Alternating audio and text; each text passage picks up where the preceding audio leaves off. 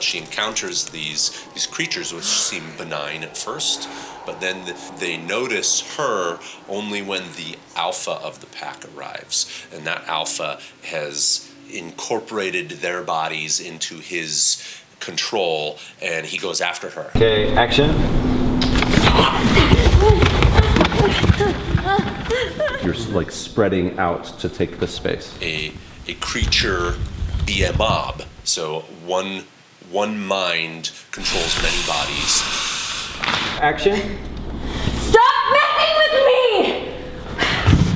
We kept coming up with more and more ridiculous ways of tormenting Anne-Marie, our protagonist, the Sky Queen. Action. Stop! 1, 2, 3, 4, 5, 6, 7. With this and like Abe maybe came up a little too much in some ways. Oh, I kind of liked it. Oh, did you?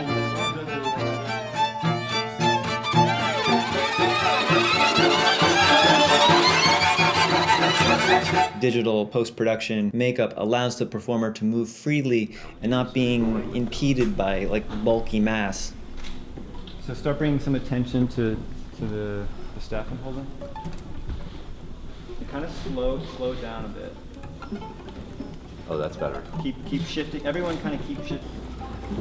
All right, and bang. Empowered exaggerations of the human form, blended with animalistic features and signs of a harsh existence. Action.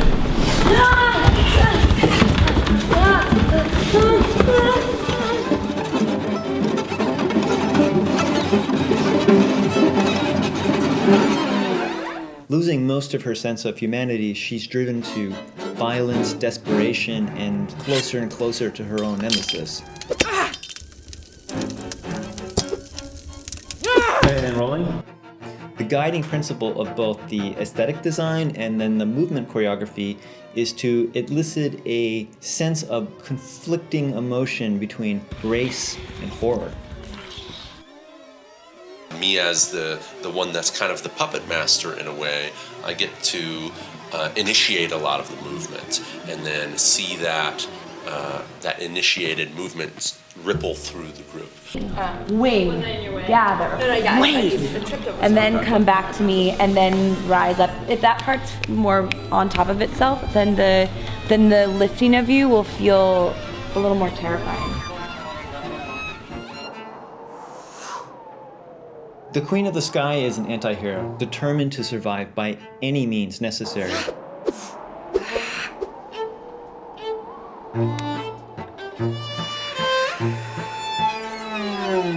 With this sense of really having nothing to lose.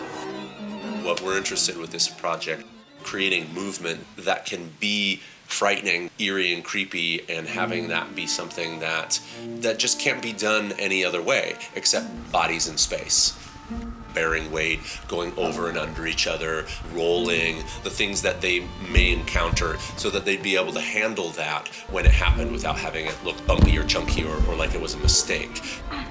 There's a sense of holistic body language with this moving, breathing, pulsing entity. So there's this face-off that starts with the help of the pack, where we have this like group movement where he's able to pick the protagonist up off the ground with one arm and throw her to the ground with the help of the pack. The Sky Queen definitely gets her share of bruises, but she's a brutal warrior and she never plays the victim card. The experiments that we did in rehearsal process were trying to really develop a movement quality that's very alive and animalistic, but not necessarily pinpointed onto one style of animal. Never get stuck in one place for too long. If you find that you're kind of moving more like a monkey, then switch to a snake, or switch to a dog, or switch to something that's a little bit more vertical, and to always be switching and have insect movement that's sharp and dynamic, and then something that's smooth and swaying like an octopus flowing in the water. In the battle scenes, we handled fight choreography as if it were a dance. The movement conserves energy where it allows and has big outbursts of energy when fully engaged. Confronted with these beastly humans, her own madness allows her to survive where others have perished. He picks her up and spins her. The pack is kind of like moving around, not sure who to follow, who to help anymore. There's a face-off. He is now frothing at the mouth, make her a part of his pack.